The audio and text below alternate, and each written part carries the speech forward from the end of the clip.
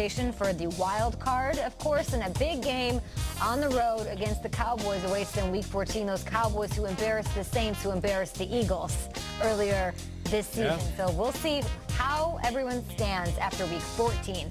Week 13 in the books, looking to next week's games. Gentlemen, what is the most intriguing NFC matchup? Because we were talking about this in the morning meeting, and Peter, you brought it up. You were like, look at this schedule. It is this whole playoff picture. It starts now. I mean, this is the tournament, and the way the schedule shakes out, for whatever reason, Howard Katz and the boys in Mount Laurel, whoever made the schedule, Week 14 is the NFC playoffs. I mean, all these different matchups, and we'll go through them. Nate, what is the game that you think is the most intriguing out of all the NFC matchups this week? Yeah, shout out to the schedule makers. It didn't used to be like this, but there was one point they got in a meeting and they said, we're going to make the end of the year so intriguing because of all the divisional matchups. And it leads me to my game, and I'm looking at the Eagles and Cowboys. There's no game bigger right now with the Cowboys in controlling their own destiny. Eagles finding the rhythm right now. And that Eagle fly, you were talking earlier that the Cowboys are going to have a collapse if the Eagles want to have a chance in the month of December. They're going to have to drown Cowboys drown, as my guy Shregs is saying. I didn't say that. Not my words. Not my words. At P. Shregs. But this is going to come down to running the ball. You look at Adams for the Eagles. You look at Sproles getting healthy and what Ezekiel Elliott is doing, and that's going to be what's going to be the deciding factor in this game. We're looking at these highlights, and this is why the Cowboys are as dominant as they are these last few weeks. And it's going to come down to who can run the ball better. For me, I don't feel like Carson Wentz is that far ahead of Dak Prescott. I mean, you can make the argument that Dak Prescott is playing better than Carson Wentz right now, and I wouldn't be mad at you if you said vice versa. But for me, it will come down to the running backs in this matchup. And if it's coming down to the running backs, that's old school NFC East football. And that's exactly what I want to see. You're not going to be flying high, lighting up the skies this late in the season.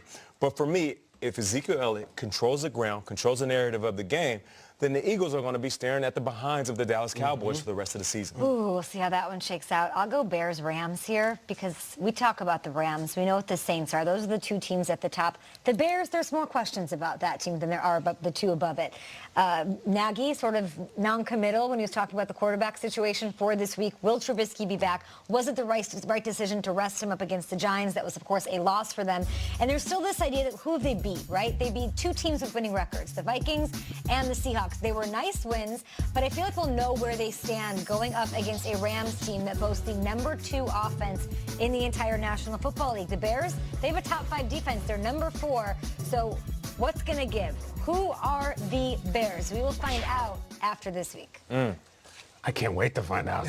It's incredible. Sunday night in Chicago. Sunday night in Chicago, and I will go from Sunday night in Chicago to Monday night in Seattle. Listen, I remember when going to Seattle, man, it was done. It was a wrap. That was some of my favorite times of the last decade plus of football is the Seattle intimidation factor. And I look at this right now, the Seahawks. We've seen so many debates in college football right now about who should be in the playoff. And the Seahawks will be one of those teams about, man, do they pass the eye test? You don't want them. They had a couple slip-ups early in the year, but do you hold that against them? Seattle, I think we all agree, they're the #1 in the wild card right now. They're the team that you don't want to see. The Vikings are much more interesting to me again because here we go again. Kirk Cousins, primetime national television. The problem that they would have in the college world, Vikings RPI is not good. Quality wins, not good. Let me just read off the Minnesota Vikings wins. Niners, Eagles, Cards, Jets, Lions, Packers.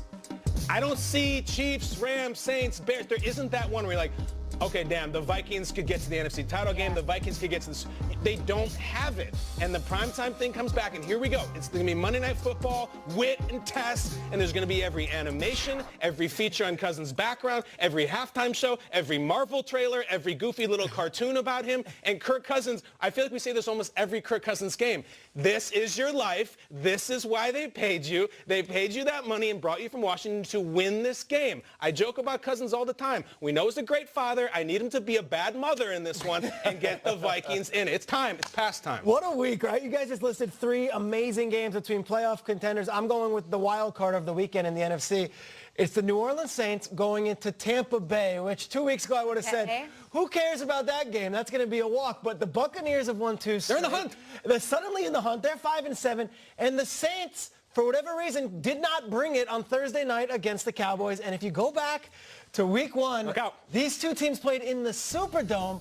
And who got the best of who? It's one of the biggest anomalies of the year, the schedule. You go back, Ryan Fitzpatrick just lit it up on the Saints defense. It was what the Saints didn't realize was a regular season game. It was I thought they week never one. lose in the Superdome. What's this? And the Buccaneers came in and beat them in their building. I go back to last year, week 17, and the Saints needed to win for home field implications, and the Buccaneers beat them in Tampa then. So the Buccaneers, for whatever reason, Dirk Cutter and Sean Payton, there's a little stuff there. Yeah. Dirk Cutter seems to rise to the occasion, and Jameis Winston and Ryan Fitzpatrick and the Buccaneers seem to be able to play well against the Saints. We gave last week almost like a mulligan to the Saints, saying, hey, you know what? That's a loss. They'll get right against the Buccaneers. Hey, you know what? The Bears are coming. Yeah. Other teams are coming. And if the Saints don't beat the Bucs, things get really weird those final 3 weeks because they've got the Panthers twice and they've got the and I believe they've got, I forget who else they have, but they have the Panthers twice who are going to be playing for their football lives as well. Buccaneers Saints suddenly, when 3 weeks ago I thought this was a game you wouldn't even pay attention to, gets really interesting. And I think the Buccaneers would love nothing more than to rock the Saints world and beat them in Tampa. And think about this dynamic as a player if you're playing for the Tampa Bay Buccaneers. You already know walking into the locker room, we beat these guys before. Like, we're one of the only flaws on their record. 2, coaching staff and players playing for not only the season, but for their careers. Yeah. Maybe with the